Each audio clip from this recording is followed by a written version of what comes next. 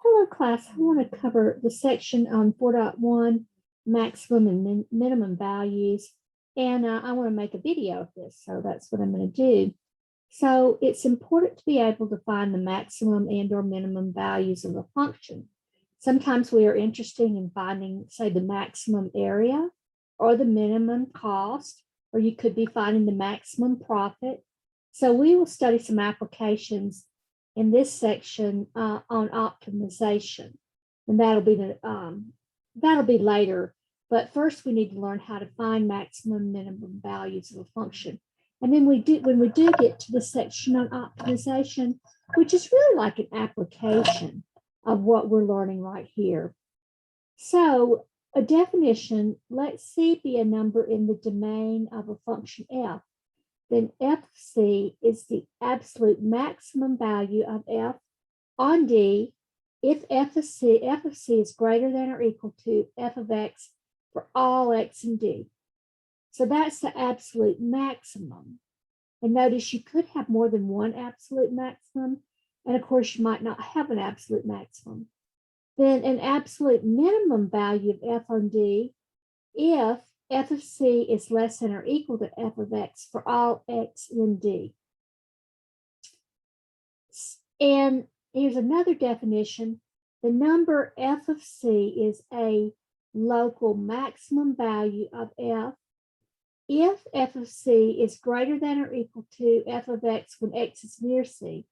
And notice it says when x is near c instead of for all x in D. So what that means is that there has to be like an open interval around C where f of c is greater than or equal to the other f of x. So basically what it's saying is if it's a maximum, it's higher than the y values to the left, and it's higher than the y values to the right. I think, yeah. So that means that a local max or min cannot occur at the endpoints, because at the endpoints it wouldn't be defined in an open interval. So it's also a local min value of f if f of c is less than or equal to f of x when x is near c. So the best thing to do, I think, is to do an example of this. So let's look at this example. So this is the function f here. And we want to look at the values where the x values are labeled. And we want to decide whether there's a local max or a local min, an absolute max, an absolute min, or none of those. So let's start to the left. And at A, f of A is the absolute minimum value. Because if you notice, this y value is smaller than all the other y values. At B, at 0, it's nothing, neither one. But at B, that is a local max. Now, it's not the absolute max, but it is a local max. So that means that it's greater at this x value. The y value is greater than the y value to the left and to the y value to the right. And so really a local max or min is like the top or the bottom of a hill.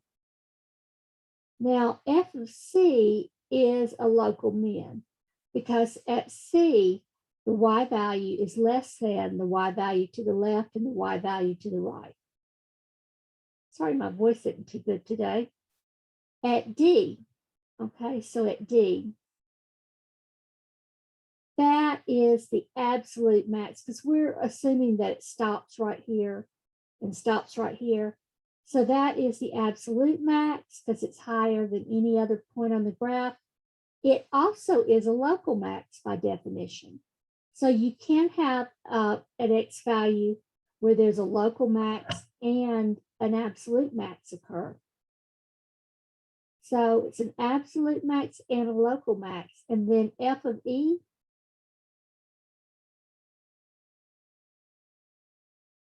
that is a local min.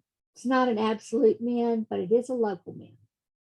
So f of e is a local min. We're going to do a few examples of this. This is another example.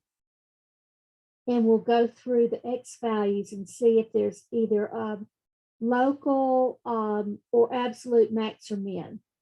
So at f of a, there's neither there, none of them, because it's not the highest point on the graph, it's not the lowest point on the graph, and it can't be a local max or a local min because it's not defined on an open interval. So local max and local mins cannot occur at the endpoints, but absolute max and absolute mins can. Now at B, that is a local min. At C, oops, sorry. Oh, no. Go back to this. Sorry, so sorry.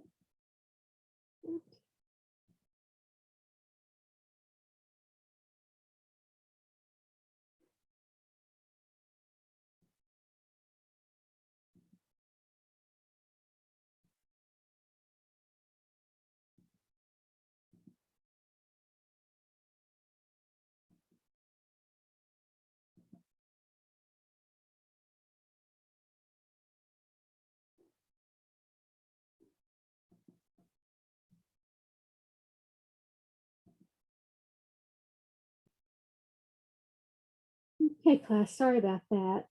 Somebody sent me a message on Facebook. Hope y'all didn't see all my Facebook stuff, but I guess if you did, there's nothing bad posted there, I don't think.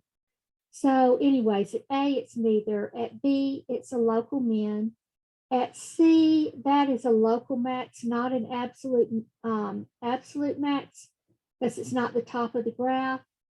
At D, that is not anything, because see, at D, the Y value isn't higher than the Y value to the left or the right, and it's not lower than the Y value to the left and to the right.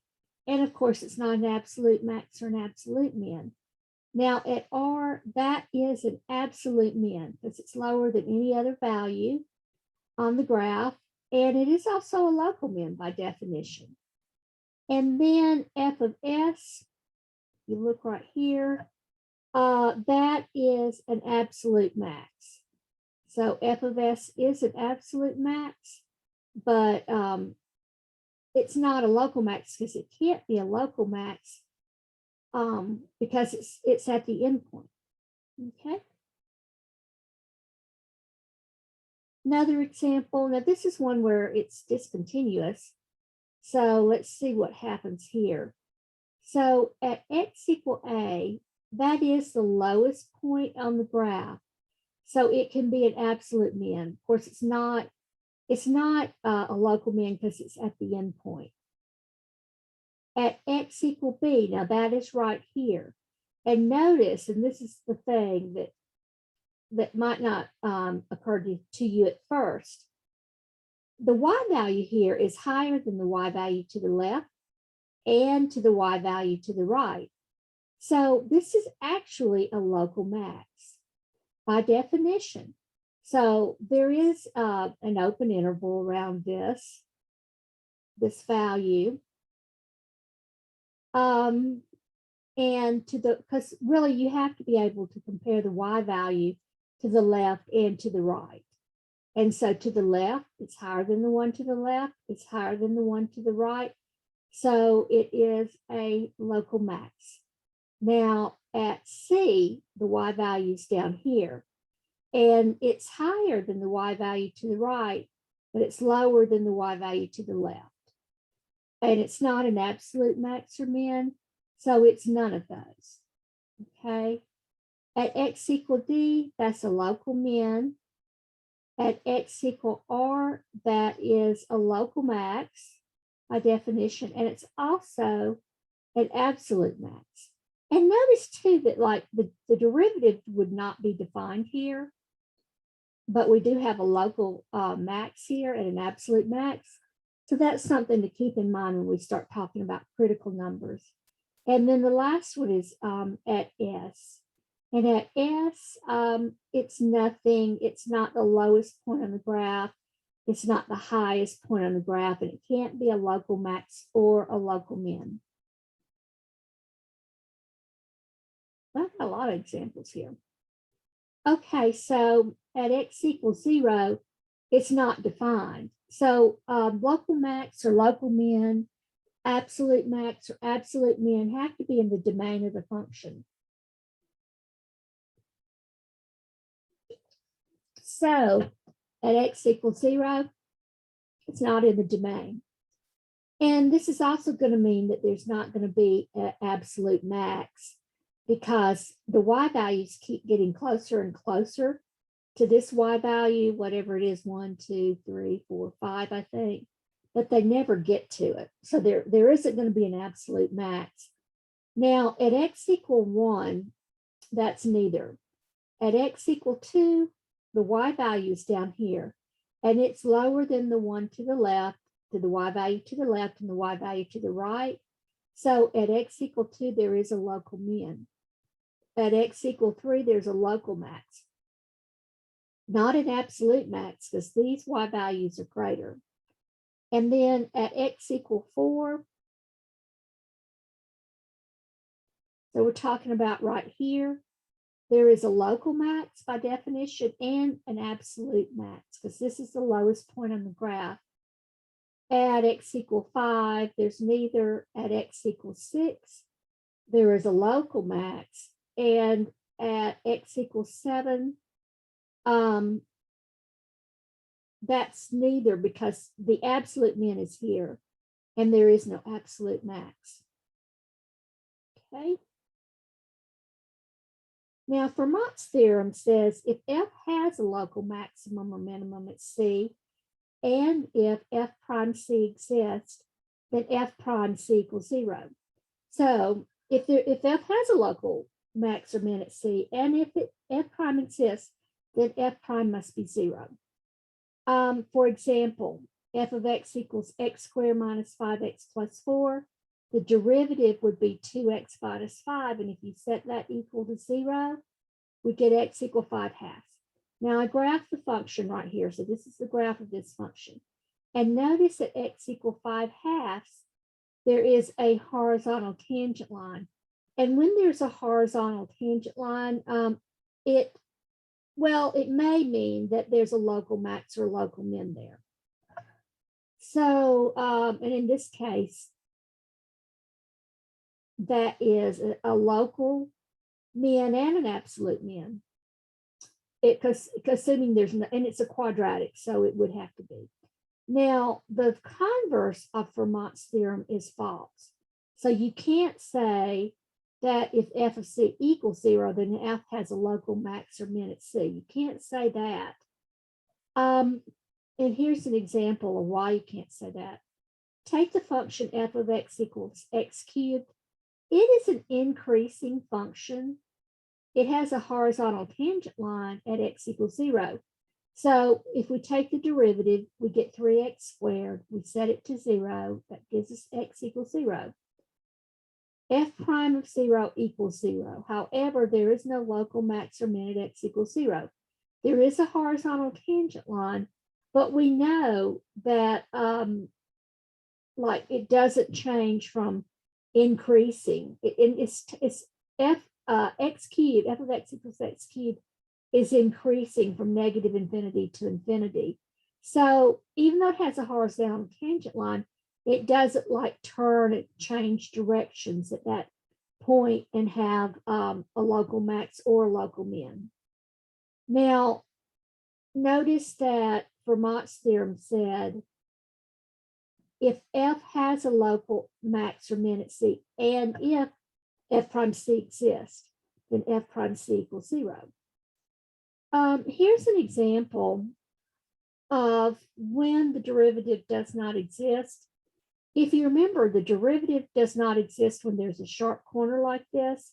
This is f of x equal the absolute value of x. At x equals 0, there is a local min, even though the derivative does not exist. So, local max and mins can occur other places than just when the derivative is 0. And actually, it's going to occur when either the derivative, if it occurs, either the derivative is 0 or the derivative does not exist, like in this case. I think that leads us to the next theorem. in a minute. To find the local max or local min, we need to find where the derivative is 0 and also where the derivative does not exist. So that's what I just said.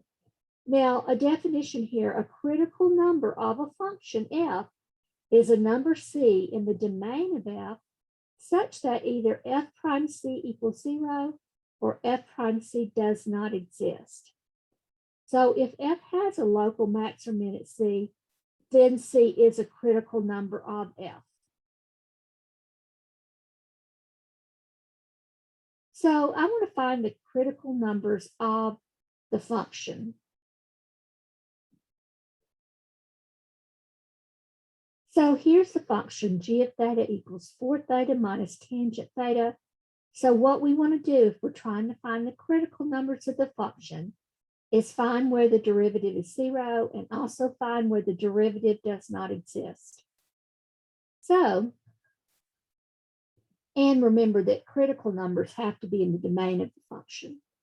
So taking the derivative, it would be 4 minus secant squared theta. And we want to set this equal to 0 to try to find the critical numbers. So I get minus secant squared theta equal minus 4, or dividing both sides by minus 1, secant squared theta equal 4, or secant theta equal plus or minus the square root of 4.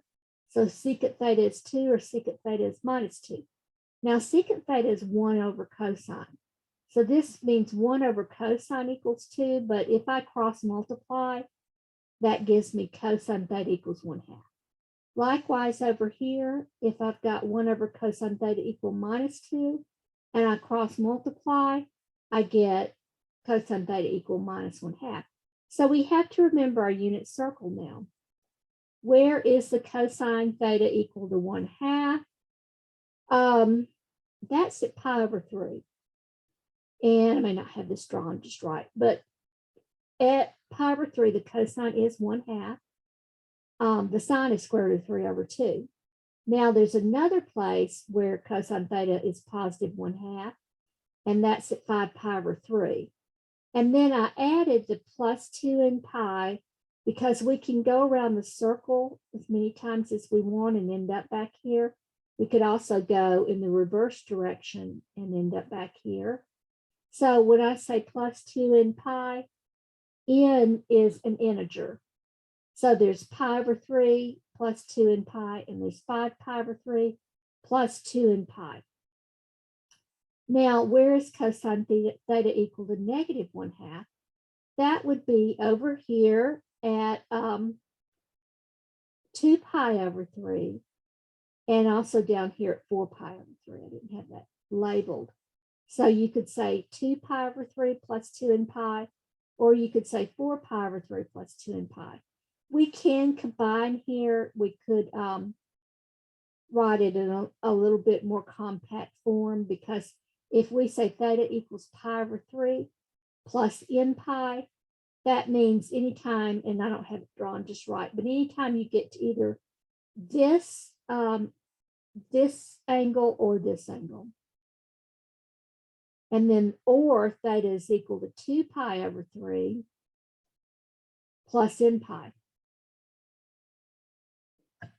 Okay, so is there anywhere in the domain of g of theta where g prime theta does not exist? Well, g prime theta was 4 minus secant squared theta, which is 4 minus 1 over cosine squared theta. This is undefined when cosine theta equals 0. However, the original function, because tangent is sine theta over cosine theta, would also be undefined when cosine theta equals 0. So we don't include as a critical number numbers where cosine theta is 0, like pi over 2, because the original function is not defined at pi over 2.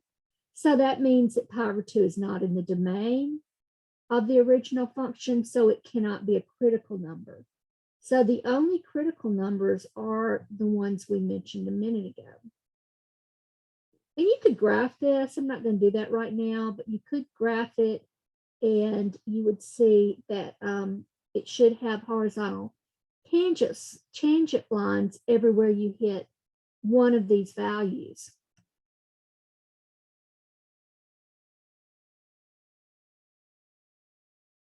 Okay, let's do another one, find the critical numbers, and we've got a product here. So using the product rule, the derivative would be x squared times the derivative of e to the minus 3x. So that's e to the minus 3x times minus 3 using the chain rule, plus e to the minus 3x times the derivative of x squared, which is 2x. And we're going to set that equal to 0. So I want to factor this. So I'm going to factor out, I notice I have e to the minus 3x as a common factor, and also x is a common factor. So I'm going to factor out e to the minus 3x times x. And when I do that, what is left here is a minus 3x, and what is left here is just a 2. And this is set equal to 0. So I really have 3 factors here set equal to 0. So I set each one equal to 0 and solve. But when I set e to minus 3x equal to 0, it's not going to have a solution. And you can think of it this way. There isn't any way you can raise e, which is a number. There isn't any exponent that you can raise e to get 0. Or you could try solving it this way by taking the natural log, which is the way we would normally solve this. But when you do that, the natural log of 0 is undefined. So we don't get a solution from setting this to 0. When I set x to 0, I get a solution, x equals 0. And then when I set minus 3x plus 2 to 0, I get x equal 2/3. So now we need to figure out if it's undefined anywhere. There isn't anywhere where it's undefined, because these functions are defined everywhere. So the only critical numbers are the 0 and the 2/3 that we found right here. And we could graph it, and we should see horizontal tangent lines there. Now, the extreme value theorem says that if f is continuous on a closed interval, then f attains an absolute maximum value, f of c, and an absolute minimum value, f of d, at some numbers c and d in AB, in the closed interval a to b. So it's saying that if it's continuous on a closed interval, that somewhere in that interval, there'll be an absolute max and an absolute min. But the function must be continuous on a closed interval for the mean value theorem to apply. Okay, everybody's sending me messages. So this is not continuous on 0 to 2. And we see that there isn't a maximum value here because this is an open circle right here. It's not included in the domain of the function. And so the y values get closer and closer to this open circle, but they never get there. There is an absolute min, but there's no absolute maximum. And here we don't have a closed interval, and we also don't have an absolute maximum or an absolute minimum. So right here, it's kind of like over here, but we don't have an absolute minimum here because the y values keep getting closer and closer to that y value, which I believe is 1. And then going the other way, it just keeps going up, up, up. That's a vertical asymptote. And so we don't have an absolute max. So there's no absolute max or min here. But if it's continuous on a closed interval, then there will be an absolute max or an absolute min somewhere in the interval. And that leads us to the closed interval method. So it says to find the absolute max and minimum value of a continuous function on a closed interval from A to B. We have to find the critical numbers. And then we find the y values, or the critical numbers are x values. Then we find the y values that go with those x values. And then we find the y values that go with the endpoint x values. And the largest of these values from step 1 and 2 is the absolute maximum value. And the smallest of these values is the absolute minimum value. Now, when you use this is when you have a closed interval and a continuous function and a closed interval. So, if you get a problem and it gives you a function, continuous function defined on a closed interval, it says to find the absolute max and the absolute min, this is what you do. Okay, so you need to know this method. So now we have find the absolute max and min of the function on the given interval. And here's f of x. F of x is x minus 2 tan inverse x on this closed interval, 0 to 4. Okay, so this is a continuous function. This is a closed interval. We're going to use the closed interval test. So that's what we're using here. So we find the critical number. So I find the derivative. So it's going to be 1 minus 2 times 1 over 1 plus x squared, or 1 minus 2 over 1 plus x squared equals 0. And then I just get a common denominator here. So I have to multiply by 1 plus x squared in the numerator and the denominator. So I get a 1 plus x squared here where the 1 was, minus 2, and this is all over 1 plus x squared. That gives me x squared minus 1. So to find the critical number, if this is equal to 0, that means that the numerator is equal to 0. And so I solve that, and I get x equal plus or minus 1. However, pay attention. The interval was 0 to 4, so it can't be -1.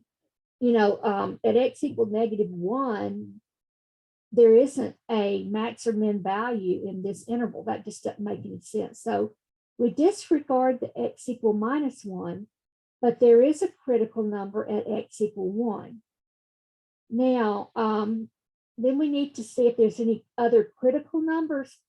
That would be where this the denominator equal to 0, but there's no real number where this denominator is going to equal to 0. So the closed interval method says to look at these values. And now for the closed interval method, when we go back and we test the function with these numbers that we found and are given, we use the original function. Remember, we're trying to find the absolute max and the absolute min of the original function, not of the derivative. So we go back to the original function, which was this, and we test the critical number and we test the endpoints. Here we just had one critical number. Okay, and then I look at the y values. This is the smallest, this is the largest. So there's an absolute min on the interval here, and there's an absolute max on the interval here. So F has an absolute max at x equal 4 and an absolute min at x equal 1.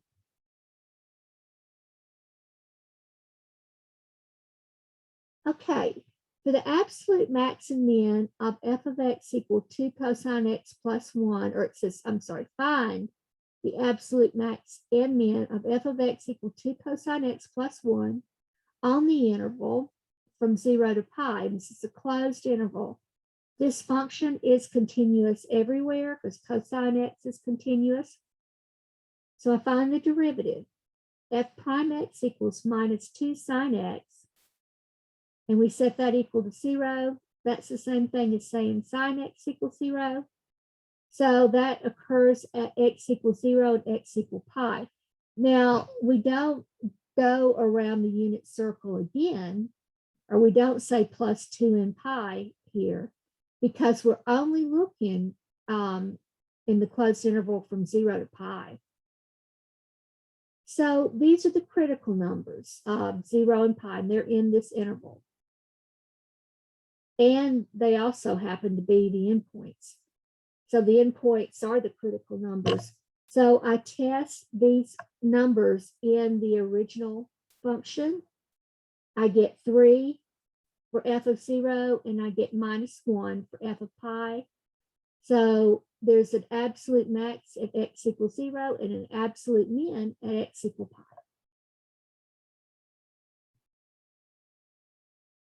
And I believe that is the end.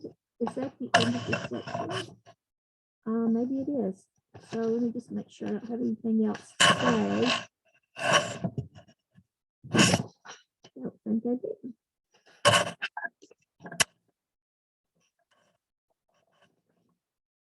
But that's it. Okay, guys, then I will talk to you again soon.